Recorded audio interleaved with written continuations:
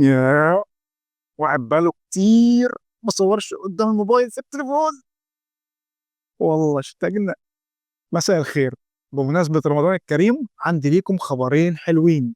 أول خبر واللي أنتم مستنيينه إن هيكون في خصم 50% على دبلومة الhelp desk طول شهر رمضان، تقدر تستفيد بالعرض ده، وأهو بدل ما تضيّع وقتك في مسلسلات وترندات وتفاهات، ذاكر لك يا عم كلمتين واستعد لسوق العمل، وخُد دبلومة الhelp desk اللي هتتعلم فيها أساسيات الكمبيوتر وكل شيء عن الكمبيوتر والcomponents hardware أو software، وهناخد مع بعض كمان أساسيات شبكات من أول يعني إيه شبكة أصلًا وليه بنعملها، لحد ما هتعمل شبكة بنفسك عن طريق الكابلات أو عن طريق الwireless، وكمان هناخد security وإزاي نأمِّن الأجهزة بتاعتنا ضد الhackers أو المخترقين، وإزاي نفكّر إزاي نأمِّن الشبكة بتاعتنا بشكل صح وبشكل مضبوط، وكمان هناخد أشهر المشاكل اليومية اللي هتقابلك لمّا تشتغل إن شاء الله كIT help desk. الدبلومة اللي أنا عاملها دي هدفها الأساسي إن آخدك كده من إيديك من وأنت صفر مش عارف أي حاجة في أي حاجة، لحد ما تخلّص الدبلومة وتبقى فاهم كل حاجة وكل الأساسيات عن الIT، وكمان تقدّم على شغل كIT help desk